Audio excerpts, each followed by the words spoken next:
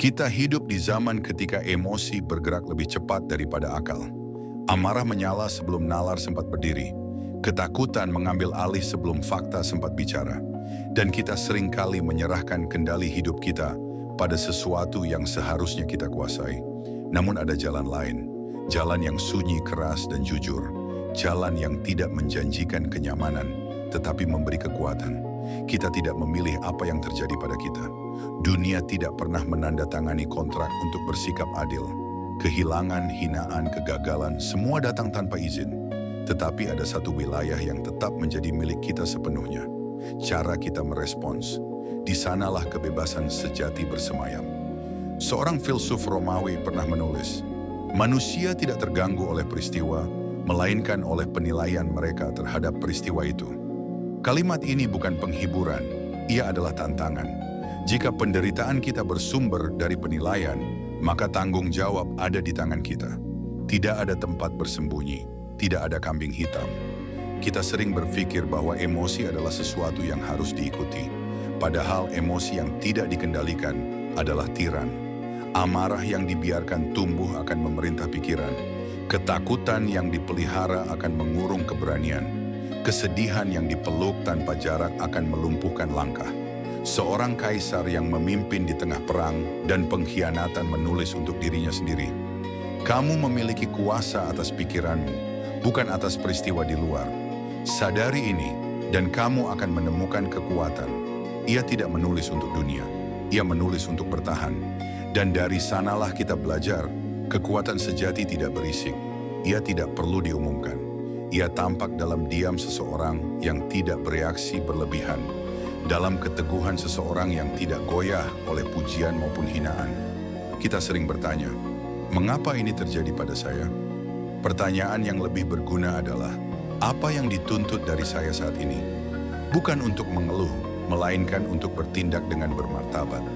Penelitian modern tentang regulasi emosi menunjukkan bahwa individu yang mampu menunda reaksi impulsif dan mengubah cara memaknai peristiwa memiliki ketahanan psikologis yang lebih tinggi dan tingkat stres yang lebih rendah. Gross 2015. Ilmu pengetahuan hanya mengonfirmasi apa yang telah lama diketahui oleh para pemikir kuno. Emosi dapat dilatih, namun pelatihan ini tidak lembut. Ia menuntut kejujuran yang kejam pada diri sendiri.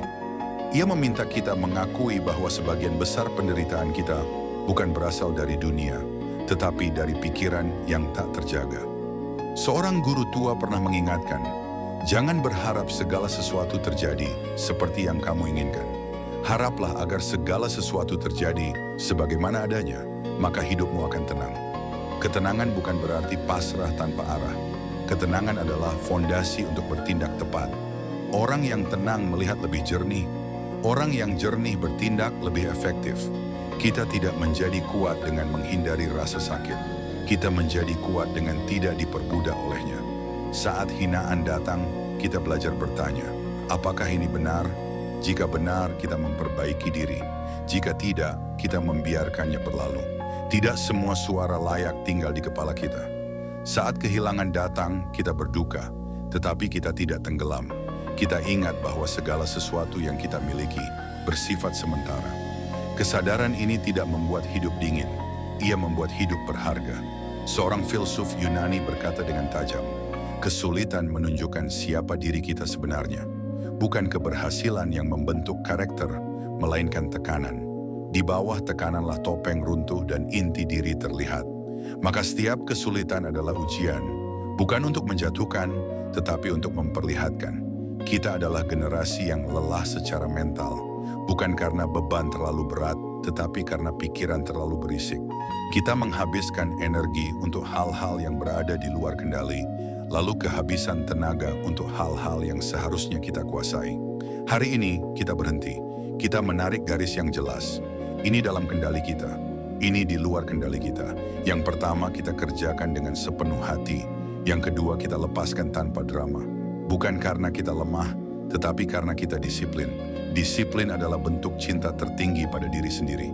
Ia tidak selalu terasa baik, tetapi selalu bekerja untuk kebaikan kita. Ia membentuk kebiasaan dan kebiasaan membentuk karakter. Karakter pada akhirnya menentukan nasib. Kita tidak berjanji akan selalu tenang. Kita berjanji untuk kembali pada kendali setiap kali kita tergelincir. Itu sudah cukup.